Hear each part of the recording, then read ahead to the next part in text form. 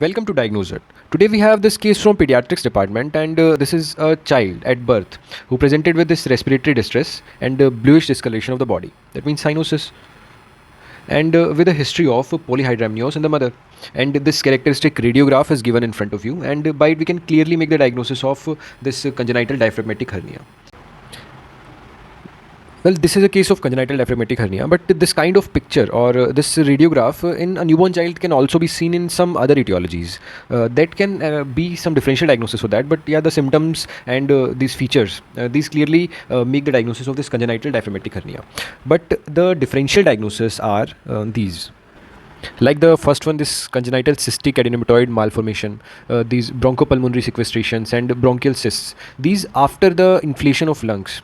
These also resembles this kind of picture over the this radiograph, but with these characteristic symptoms and with this presentation with there is no air we can see on the opposite lung, and these symptoms we can clearly make the diagnosis of this congenital diaphragmatic hernia.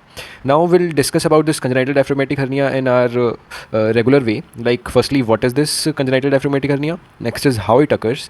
Next is why it occurs, how the child presents, and in the end we'll discuss about the diagnosis part and the treatment part of this case. So firstly, starting with our what. So basically it is a congenital developmental defect in the diaphragm, due to which the contents in the abdominal cavity, this abdominal cavity below, this contents protrudes inside this thoracic cavity, and this leads to the development of various symptoms that you can see. We'll discuss about why this occurs in later. So this is the congenital diaphragmatic hernia. Now there are major two types of this congenital diaphragmatic hernia, and these two types are named ones. One is the Bogdalek type and the other one is Morgagnian type. And in the Bogdalek there is this L, so this is the posterolateral type, and this Morgagni there is this M, so this is anteromedial type. So if the defect is present posterolaterally, then this is Bogdalek type of congenital diaphragmatic hernia, and if the defect is this anteromedially, then this is Morgagni type of congenital. The most common one is this Bogdalek type, and this Morgagnian type is only 20 to 25% cases. And one more thing, this Bogdalek type of hernia, this most commonly occurs over the left side. So left side posterolateral type of this Bogdalek hernia is the most common type of congenital diaphragmatic hernia. Now let's come to why it occurs. So for that, firstly we need to know how the diaphragm develops. Then we'll get to know how this defect persists in the diaphragm for this CDH development. So as you know, the diaphragm forms by the four parts. One is this septum transversum, next one is this pleuroperitoneal membrane, other one is there is this mesentery around the esophagus that condense, and the last part is due to the cervical myotome, the muscular part of the diaphragm. So these are the four structures leading to the development of diaphragm. So the main culprit is this pleuroperitoneal membrane. So what happens is there is this single cavity above which the pleural cavity, and the below which is this peritoneal cavity. So between this pleural and peritoneal cavity, these need to get separated. So to separate that, these kind of structures develop between these, and in the end this kind of membrane develops. This is called as pleuroperitoneal membrane. So if this membrane do not form and this kind of structure persists between these pleural and peritoneal cavity, then this defect leads to the development of this congenital diaphragmatic hernia. Now we'll need now why this defect persists. There are some etiologies and there are some risk factors for why this pleuroperitoneal membrane not form and this defect persists. And these defects are mainly the chromosomal anomalies and sometimes the drug exposures. And in chromosomal anomalies, the chromosome 18 trisomy, chromosome 13 trisomy, chromosome 21 trisomy, and sometimes our Turner syndrome, and in the famous that Cornelia de Lange syndrome. So these are basically the syndromes associated with this congenital diaphragmatic hernia. And in the gene defect, you can remember this GATA4 gene and LRP2 gene. And these are the genes in which if the mutation occurs, then this pleuroperitoneal membrane may persist. And in the drugs, there are some drugs like this mycophenolate mofetil, this allopurinol, and the other one is lithium. These drugs are the main risk factors for the development of this congenital diaphragmatic hernia in the child. Now let's come to the normal process what occurs. Like if the child develops this congenital diaphragmatic hernia, what happens? So firstly, there are this abdominal content that is developed in the abdominal cavity, but due to the presence of this defect in the diaphragm, this abdominal content comes inside this thoracic cavity, and this content leads to development of basically two things. One is this lung hypoplasia, and the other is this abnormal vasculature. So the lung hypoplasia means the hypoplasia of the parenchyma of the lungs. which includes that alveoli, the bronchi, bronchioles, and this vasculature means the pulmonary artery, the pulmonary vessels get abnormal. And we can clearly understand why this lung hypoplasia is developing, because there is quite less space for the development of lung parenchyma. So this hypoplasia develops, and in the abnormal vasculature, what happens is this pulmonary artery hypertension develops, and this occurs due to the inflammatory mediators that are released there, and these mediators leads to the thickening of this pulmonary arterial walls. And due to the development of this pulmonary artery hypertension, what happens is that the left ventricle get hypoplastic. So combining these two things, these are the main symptoms and also the main cause of mortality and morbidity in this case of congenital diaphragmatic hernia. Now let's come to the presentation of the child, how the child presents. Now, if the congenital diaphragmatic hernia can be diagnosed prenatally, but if it is diagnosed postnatally, then the presentation is due to that two things that we discussed, that pulmonary artery hypertension and that lung hypoplasia. The main presenting features, as you can see here, the presence of this respiratory distress. Why the respiratory distress is occurring? Because of the lung hypoplasia. Why the bluish discoloration of the body is occurring? Due to the respiratory distress. The cyanosis is occurring due to that hypoxia and hypercapnia occurring in the body.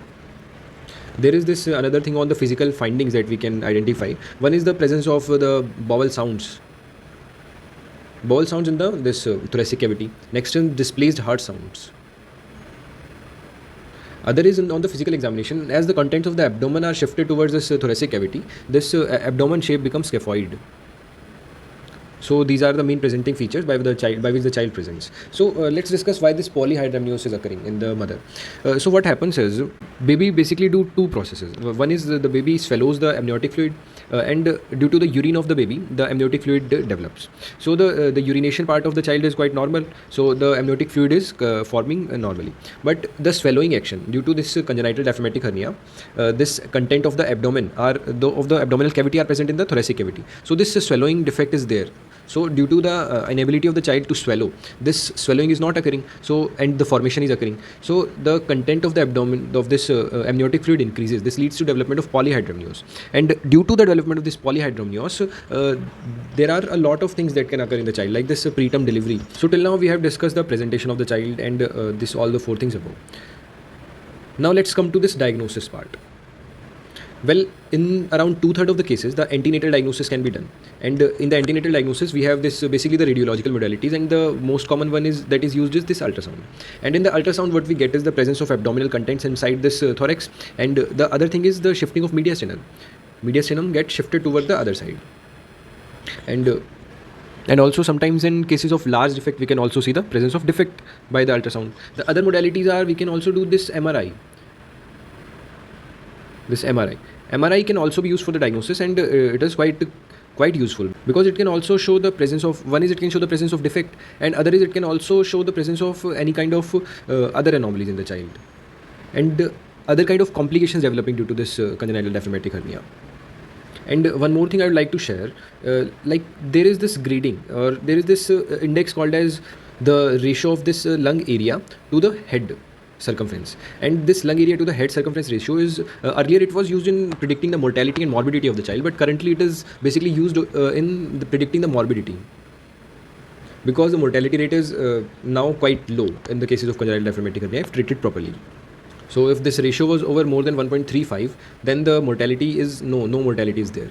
But if this ratio is less than 0.6, then mortality is around 100% in the earlier times. But currently it is used in predicting the morbidity of the child. So this is about the diagnosis part antenatally, and to diagnose it postnatally, we can clinically make the diagnosis of congenital diaphragmatic hernia. But this is the chest, this is the X-ray of the chest and abdomen, and this X-ray is showing the presence of these bowel loops inside this thoracic cavity. So this clearly makes the diagnosis of congenital diaphragmatic hernia. And to know about the exact location of the defect, we can also do the MRI. And one more thing, in the diagnosis part, after the diagnosis of this congenital diaphragmatic hernia, and we also do this genetic evaluation of the child, because this congenital diaphragmatic hernia is also associated with a lot of other developmental defects, like this cardiac defect, or some kind of neural tube defects, or some kind of hidden defects inside the body. So this genetic evaluation is also done. In the treatment part, now this is an interesting part. Like the most interesting part is this antenatal treatment. Yeah, in a lot of centers currently, this antenatal treatment of CDH is done. So what they do in this antenatal treatment, this fetoscopic surgery. Well, let me tell you, before this fetoscopic surgery, like if the defect is not that large and the survival rate of the child is fine, then we do not need to do this any kind of fetoscopic surgery or any kind of intervention in the child. We just need to monitor the child. But if the defect is large and there is a risk to the child or risk to the mother, then we need to do this fetoscopic surgery. And what we do in this fetoscopic surgery is basically we insert a fetoscope in the uterus of the mother, and after that and via that fetoscope we basically inflate a balloon in the trachea of the child, and this balloon basically blocks the trachea, and there is this fluid that is created inside the lungs, and due to that fluid the lungs get distended, and the lungs started getting distended, and these lungs basically push the this abdominal contents or this bowel loops inside the abdominal cavity again. So this is a novel approach. But yeah, this is not the only surgery that is done. Like this is done before the birth, and after the birth the normal repair of the defect in the diaphragm is also done. And one more thing, that this surgery is done around 26 to 30 weeks. And this balloon is also removed 33 weeks, because this balloon basically hampers the formation of surfactant in the child, and surfactant is needed for respiration after the birth. Now this is all about this antenatal management of the child, and after the birth of the child. So earlier it was like after the birth we take the child to the operating room, but currently the operation is delayed, like 48 to 72 hours the operation is delayed. And why this operation is delayed? Because before the 48 hours we need to manage the child. We need to basically manage the pulmonary hypertension and the other things. Like firstly what we do, we insert a nasogastric tube in the child, and due to that nasogastric tube the bowel loops get decompressed, and the other thing is that we basically intubate the child. We can also go for ECMO, but firstly we go for intubation of the child and ventilator, and put the child on ventilator. And if the lung is not that developed, we can also go for this extracorporeal membrane oxygenation. And in the ventilator we also need to take care of this positive end expiratory pressure. This expiratory pressure should not be that much, because more expiratory pressure damages the lung parenchyma, and this parenchyma is not that much formed in the child also. So this PEEP should be low, around 3 to 5 centimeter of water. This PEEP should be low. Now in the last part, in the surgical treatment of the child, basically the surgery should be delayed around 48 to 72 hours. And before that, one thing, that the pulmonary hypertension management, and for that the main thing is this inhaled nitric oxide, and the other drugs are this milrinone. These are used to decrease this pulmonary artery pressure. And before the surgery this pulmonary hypertension should be managed, because if this is not managed completely, then this increases the mortality of the child during the surgery. So in the surgical treatment there are currently two approaches. One is this open approach. In the open approach the incision is given over the abdomen and via the diaphragm, and from below we basically repair this diaphragm. And in this the other one is this thoracoscopic technique. And in this minimally invasive thoracoscopic technique, we basically a lot less complications are there in the thoracoscopic technique. And we basically, in both the techniques, we repair this diaphragm by any kind of prosthetic patch or biological patch. We basically patch this defect. But yeah, there is a risk for this reoccurrence of this congenital diaphragmatic hernia. So this is all about this CDH. If you have any question regarding this, please DM me on my Instagram handle at DiagnoseIt, or you can also post it in the comment section below. I'll try to answer it. And don't forget to like and share this video, and don't forget to subscribe to my channel. Thank you.